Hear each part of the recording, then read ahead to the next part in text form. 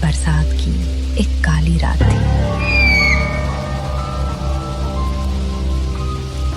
आसमान में काले बादल ऐसे छाए हुए थे कि चांद की रोशनी भी धरती तक नहीं पहुंच पा रही थी।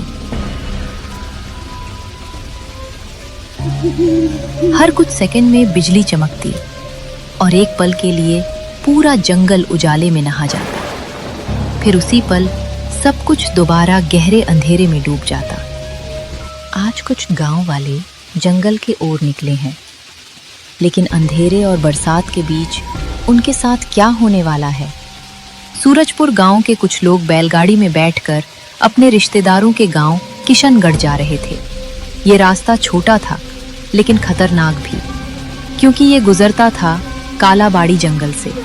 एक ऐसा जंगल जिसके बारे में कहा जाता था, यहाँ सिर्फ जानवर नहीं रहते, यहाँ कुछ और भी है। जैसे जैसे बैलगाड़ी जंगल के अंदर बढ़ती गई, हवा ठंडी होती गई और सन्नाटा गहराता गया। पेड़ों की टेढ़ी मेढ़ी शाखाएं अंधेरे में ऐसे लग रही थीं जैसे कोई अपने हाथ फैलाए खड़ा हो। कभी कभी झाड़ियों के पीछे से हल्की सरसराहट सुनाई देती, लेकिन जब कोई मुड़कर देखता, वहां कुछ भी नहीं होता, जैसे कोई छुप कर देख रहा हो।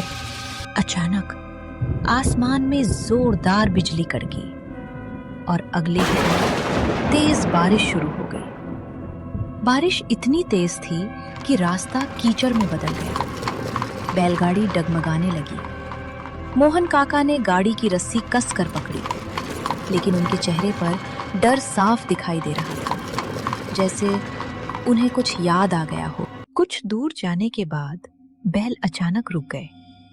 सामने बड़े बड़े पेड़ गिरे हुए थे। रास्ता पूरी तरह बंद था। सब लोग नीचे उतर गए, लेकिन उन पेड़ों को हटाना नामुमकिन था। तभी हवा अचानक बंद हो गई। बारिश हो रही थी, लेकिन पत्ते फिर भी हिल रहे थे। अब उनके पास सिर्फ एक ही रास्ता बचा था, एक पुराना भूला हुआ रास्ता जो जंगल के अंदर और गहराई में जाता था। कोई वहां जाना नहीं चाहता था, लेकिन मजबूरी थी। बैलगाड़ी उसी रास्ते पर मुड़ गई। कुछ देर बाद अंधेरे के बीच एक आकृति दिखाई दी। एक बूढ़ी औरत, हाथ में लालटेन। बारिश में भी वो बिना हिले खड़ी थी। उसका चेहरा झुर्रियों से भरा और आंखें अजीब तरह से गहरी। किधर जाओगे? उसने धीमी आवाज में पूछा। मोहन काका कुछ पल चुप रहे, फिर बोले, किशनगढ़। औरत धीरे से मुस्कुराई और पास की एक पगडंडी की ओर इशारा किया। उस रास्ते से जाओ, जल्दी पहुंच जाओगे। उसकी मुस्कान अजीब थी, जैसे वह कुछ छुपा रही हो। कुछ देर तक गाड़ी उस पगडंडी पर चलती रही।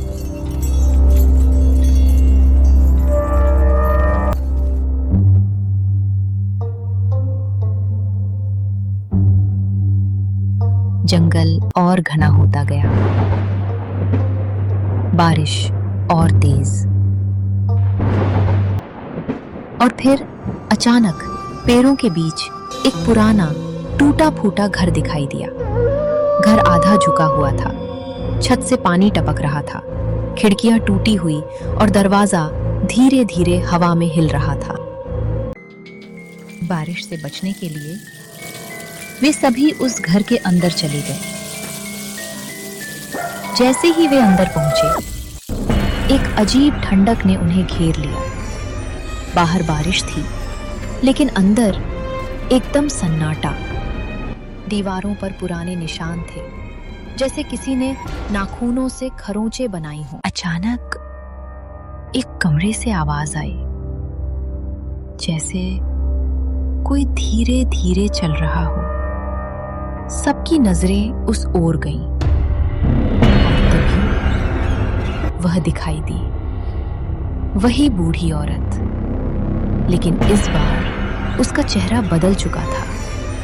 आंखें पूरी काली, मुंह असामान्य तरीके से बड़ा और उसके दांत तेज और खून से सने हुए। अब सच सामने था। वो औरत कोई इंसान नहीं थी, वो एक चुड़ैल थी और ये घर उसका जाल। लोग भागने लगे, लेकिन दरवाजा खुल नहीं रहा था। खिड़कियां अपने आप बंद हो गईं और हर रास्ता उन्हें फिर उसी कमरे में ले आता।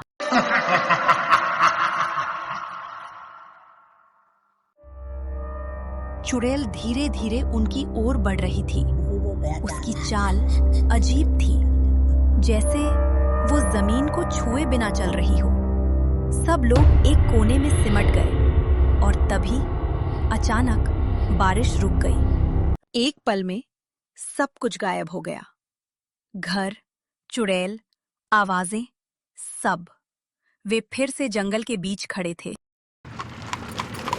वे किसी तरह गांव पहुंचे, लेकिन गांव खाली था। और तभी पीछे से वही आवाज आई, तुम लोग बचकर नहीं गए।